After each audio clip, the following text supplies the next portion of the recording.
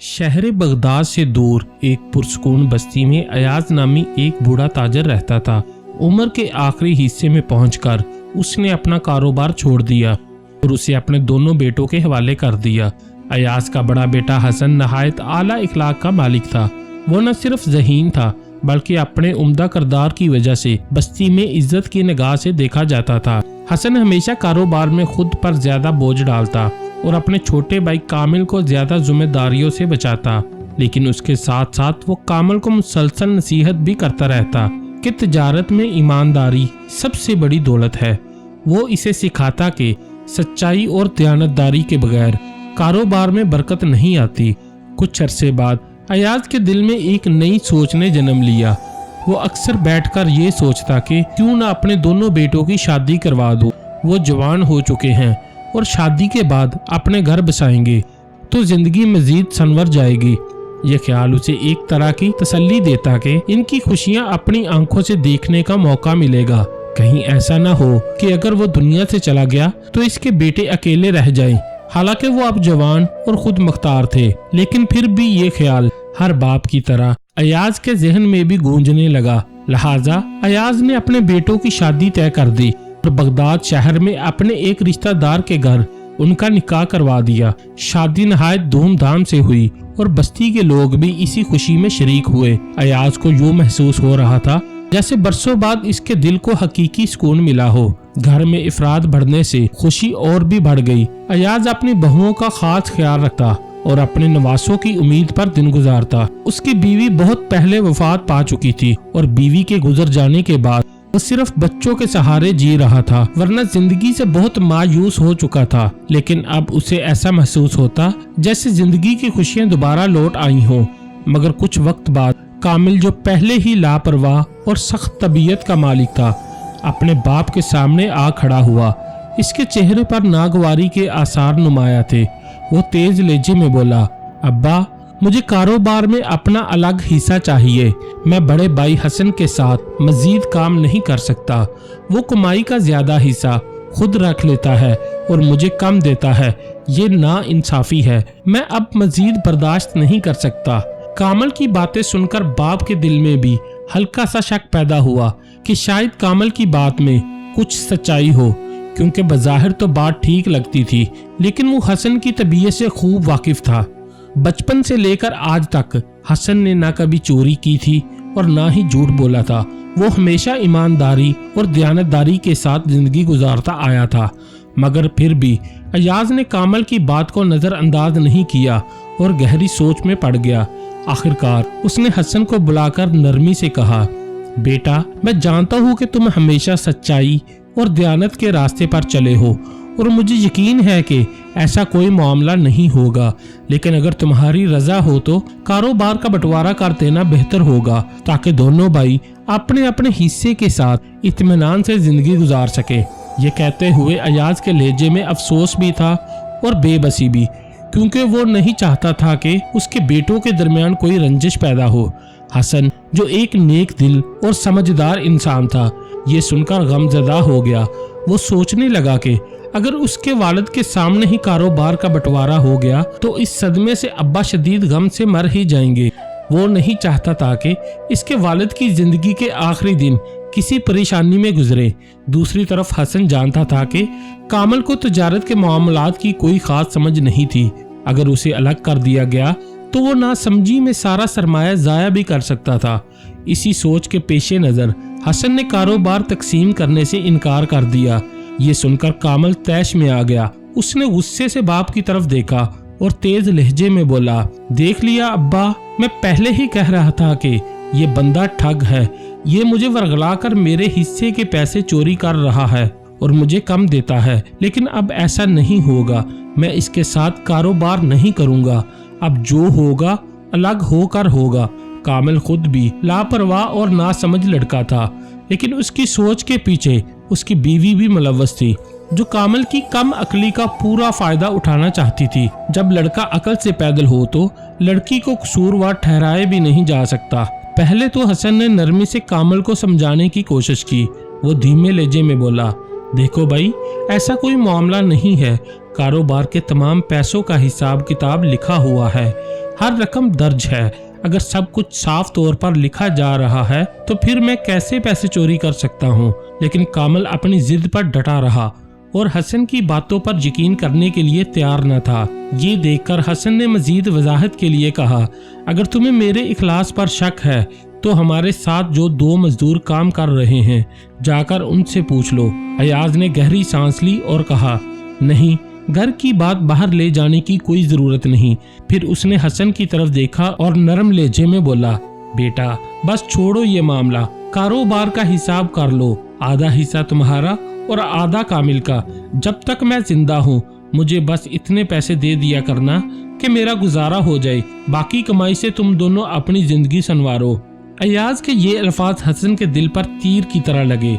इसे शदीद दुख हुआ कि जिस बाप ने इन्हें काबिल बनाया, जो हमेशा इनके लिए साया बने रहे, आज उन्हीं के सामने इनके माल को तकसीम कर दिया गया।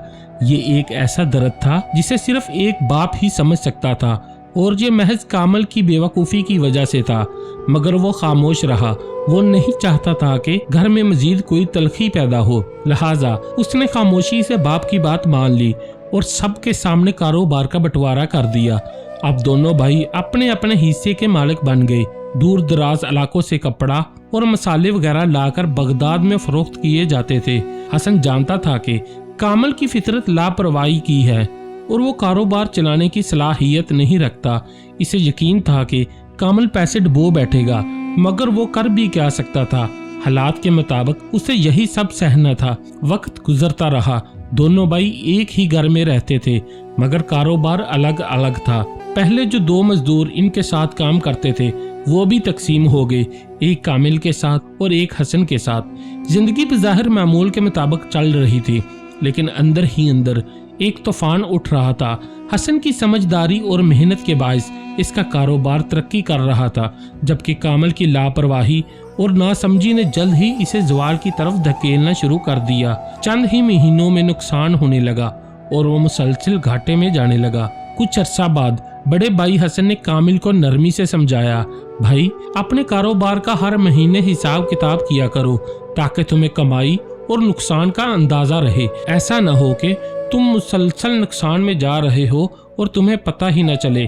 मगर कामिल, जो अकल से बिल्कुल पैदल और कारोबार के मामलात से बिल्कुल नावाकिफ था, अपनी जिद पर कायम रहा। उसने खुद एतमादी से जवाब दिया, नहीं भाई, मुझे सब मालूम है, मैं कमाई में हूँ और मुझे एक एक टके का हिसाब रहता है, तुम फिक्र न करो। हसन और अयाज दोनों कामल की लापरवाही से बाखूबी वाकिफ थे, मगर फिर भी खामोश रहे। वो जानते थे कि समझाने का कोई फायदा नहीं। वक्त गुजरता रहा और बिलाखिर कामल ने वो दिन देख लिया जिसका उसे हमेशा खौफ था। जब उसने कारोबार का हिसाब लगाया तो उसे पता चला कि नुकसान बढ़ चुका है, मगर इसके गुरूर का आलिम यह था कि वो खुद को तसल्ली देता रहा, कोई बात नहीं, दुकान में अभी काफी सामान मौजूद है, जैसे तैसे करके कर्ज उतर ही जाएगा। मगर वो ये नहीं समझ रहा था कि अगर यही हाल रहा तो जल्द ही इसके पास बेचने के लिए कुछ भी बाकी ना बचेगा। वो जो कभी शान से कहता था कि सब कुछ इसके काबू में है, अब आहिस्ता आहिस्ता हकीकत के करीब पहुंच रहा था। बाप और हसन दोनों कामल की ये दिलेरी भरी मगर हकीकत से खाली बातें सुनकर सोच में पड़ जाते कि शायद इसने कहीं और भी पैसे लगा रखे हों। फिर एक दिन वो बोझल कदमों के साथ बाप के पास आया और बेबसी से कहने लगा, अब्बा, मैं मुसलसल नुकसान क्यों कर रहा हूँ? मैं तो सब कुछ ठीक से करता हूँ, फिर भी मेरा कारोबार डूब गया। और देखिए, हसन का कारोबार तो दुगना हो चुका है, आखिर उसकी क्या वजह है? अयाज ने कामल की बातें गौर से सुनी, मगर कुछ ना कहा। वो जानता था कि कामल ज़बानी बातों से नहीं मानेगा जब तक उसे अमली सबक ना मिले, इसलिए उसने एक तरकीब सोच ली। शाम को अयाज ने दोनों बेटों हसन और कामिल को अपने पास बुलाया और कहा, आज रात तुम दोनों मेरे कमरे में सोओगे। दोनों ने फौरन हामी भर ली। रात हुई, सब अपने बिस्तर पर लेट गए। जब मुकम्मल खामोशी छा गई और दोनों बेटे गहरी नींद में चले गए तो अयाज आहिस्ता से उठा और दोनों के बटुए जो वो अपने तकिए के नीचे रखते थे निकाल कर अपने पास रख लिए। सुबह हुई तो सब उठे और नाश्ता करने लगे। नाश्ता खत्म हुआ तो कामल ने तकिए के नीचे हाथ डाला और जख्तम चीखने लगा, मेरा बटुआ कहाँ गया? उसने पूरा बिस्तर उल्ट पुल्ट दिया, मगर बटुआ ना मिला। मेरे पैसे कहाँ गए, किसने चुराए?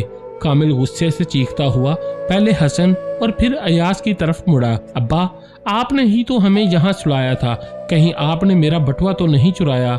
आप दोनों मेरे माल के पीछे पड़े हुए हो, मुझे फौरन मेरा बटुआ वापस दो वरना मैं काजी के पास चला जाऊंगा। कामिल की बदतमीजाना बातें सुनकर अयाज ने गहरी नजर से इसे देखा और कहा, पहले ये सोचो कामिल, अगर तुम्हारा बटुआ गायब है तो हसन का भी गायब है, क्या वो भी तुमने चुराया है? कामिल चौंक गया और जल्दी से हसन की तरफ देखा। हसन पुरसकून बैठा था, खामोशी से कामिल की बातें सुनता रहा। अयाज ने हसन से पूछा, बेटा तुम्हारा बटुआ भी तो चोरी हुआ है? हसन ने अदब से जवाब दिया, अब्बा शायद मैं कहीं भूल आया हूँ, या अगर किसी ने लिया भी है तो वो इसी घर में ही खर्च करेगा जो हम सबका है। अयाज ने कामिल की तरफ देखा और कहा, बेटा यही फर्क है तुम में और हसन में, वो नुकसान पर सब्र करता है और तुम घबराहट में इल्जाम तराशी करने लगते हो। हसन की यही खूबी इसे कामयाब बनाती है और तुम्हारी यही जल्दबाजी तुम्हें नाकाम कर रही है। कुछ लम्हे बाद जब अयाज ने दोनों का रवैया देखा तो उसने अशरफियों का थैला निकालकर सामने रख दिया। कामिल और हसन हैरत से इसे देखने लगे। अयाज ने कामिल की तरफ देखा और गहरी आवाज में कहा, बेटा तुम दूर दराज इलाकों से सामान लाते हो, मेहनत भी करते हो, मगर नाकामी की वजह यह है कि तुमने महज चंद अशरफियों के लिए अपने बाप और बड़े भाई पर इल्जाम तराशी की। इसका मतलब है कि तुम्हारे लिए रिश्तों से ज्यादा दौलत की भूख अहम है। तुम्हारी लालच और लापरवाही का नतीजा ही ये बंटवारा था, वरना अगर तुम्हारे दिल में सच्चाई और भाईचारा होता तो आज तुम अपने भाई के साथ मिलकर कारोबार चला रहे होते। मैंने सिर्फ तुमसे पैसे नहीं लिए थे, बल्कि हसन के थैले में तुमसे ज्यादा अशरफियां थी, मगर वो खामोश रहा। उसे मालूम था या तो ये पैसे मैंने रखे हैं या इसके अपने भाई ने। इसके नजदीक इस बात से कोई फर्क नहीं पड़ता था कि दौलत मेरे पास हो या इसके पास, क्योंकि आखिर में ये सब इसी घर के लिए था। बाप के खामोश होते ही हसन ने धीमे लहजे में कहा, कामिल भाई, आज तक अगर तुम किसी कारोबार में टिके हुए हो, कभी सोचा है क्यों? अपने किसी मजदूर से पूछो कि तुम अब तक कैसे संभले हुए हो, वरना तुम तो कब के अपना हिस्सा भी कारोबार में बेचकर बैठ जाते। कामिल हैरान रह गया और फौरन मजदूर को बुलाया। सच बताओ ये क्या कह रहा है? मजदूर ने सादगी से कहा, मालिक, हसन भाई बिल्कुल सच कह रहे हैं। मैं जब भी सुबह दुकान खोलता तो हसन भाई आके सारा हिसाब किताब देखते। जो नुकसान होता था वो हसन भाई अपनी जेब से चुपके से मुझे देते थे। इसके साथ कुछ अजाफी पैसे भी देते और कहते, ये रकम कारोबार में शामिल कर दो, और जो अजाफी अशरफियां हैं इन्हें अपने पास रखो, कामिल को मत बताना, ताकि वो आहिस्ता आहिस्ता कारोबार सीख जाए। नुकसान तो होता रहेगा मगर शायद उसे कुछ समझ आ जाए। मजदूर ने मजीद कहा, जितना कर्ज आप पर चढ़ा हुआ है उससे कहीं ज्यादा रकम हसन भाई ने थोड़ा थोड़ा करके मुझे दी है। मैंने ये रकम अमानत समझकर संभाल कर रखी है, अगर आप चाहे तो मैं अभी वापस कर देता हूँ। ये सुनते ही कामिल की आंखें आंसुओं से भर गई। वो चीख चीख कर रोने लगा। बाप और भाई दोनों के गले लग गया। इसे एहसास हो गया था कि अगर ये दोनों ना होते तो वो आज कहीं का भी ना रहता। नदामत से लबरेज भाई बोला, भाईजान मैं आपके साथ काम करूंगा, जो आप कहेंगे वही करूंगा। मैं वाकई ही ना समझ था, मुझे आप और अब्बा जान पर भरोसा करना चाहिए था। हसन ने मुस्कुराते हुए इसे गले लगा लिया और यूं दोनों भाई एक होकर कारोबार में जुट गए, जबकि बाप की खुशी का कोई ठिकाना न था। दोस्तों, हमारी जिंदगी में बाप और भाई का बहुत बड़ा किरदार होता है। ये रिश्ते बेमिसाल होते हैं, मगर अफसोस कि आजकल कुछ लोग चंद पैसों के लिए इन कीमती रिश्तों को तोड़ देते हैं। किसी भी काम में, चाहे वो अपना हो या किसी और का, ईमानदारी, खुश इखलाकी और नेक नियति को कभी नहीं छोड़ना चाहिए, क्योंकि कामयाबी सिर्फ मेहनत से नहीं मिलती, बल्कि अल्लाह की रजा, ईमानदारी, माँ बाप की दुआओं और गरीबों की मदद से मिलती है। अगर मेहनत ही सब कुछ होती तो मजदूर सबसे अमीर होता। हमारे चैनल पर हर कहानी में एक गहरा सबक छुपा होता है। अगर आपने हमारी वीडियोस नहीं देखी तो ज़रूर देखें। मज़ीद सबक आमोज़ कहानियों के लिए हमारे चैनल नूरानी वर्षा को सब्सक्राइब करें और घंटी का बटन दबाना ना भूलें।